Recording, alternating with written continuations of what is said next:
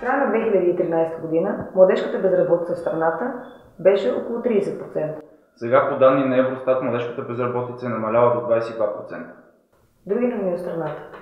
Благодарение на кампаниите на нашата организация успяхме да докажем, че мерки като младежка гаранция са необходими както за България, така и за целия Европейски съюз.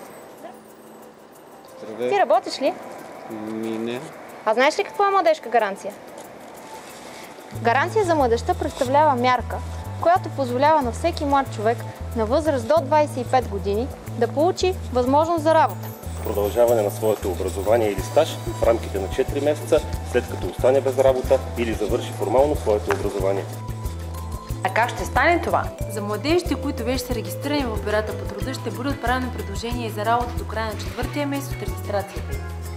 На всеки регистриран в бюрото по труда безработен младеж ще бъде изготвен индивидуален план, в който ще бъде определен неговият профил. Съобразно този профил, младежът ще получи предложение за работа или обучение.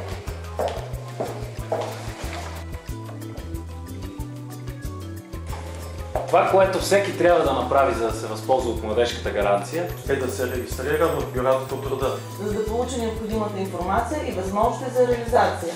А ти ще се възползваш от младежката гаранция? Понякога медиите не могат да ни кажат всичко. Гаранция за младежта е възможна благодарение на инициативите и кампаниите на Младежкото обединение в БСП. Нашата кауза е обучение и реализация тук в България. Подкрепете ни! Аз съм Николай. Да върнем доверието в институциите с номер 22 в интегралната бюлетина. Аз съм Надя. С номер 22 в бюлетината избери по-качествено образование в Република България. Аз съм Богдан. Искам повече възможности за младите хора в България. Аз съм Таня. Избери БСП лява България. Да съхраним българската култура. Аз съм Николай и искам по-добро здравеопазване.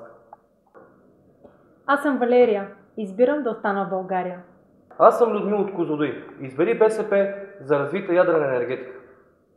Аз съм Таня. На 5 октомври гласувай с номер 22 в интегралната бюлетина.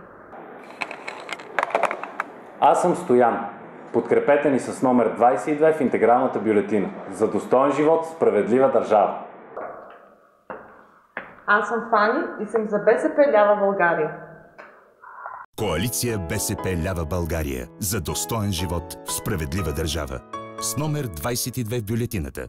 Купуването и продаването на гласове е престъпление.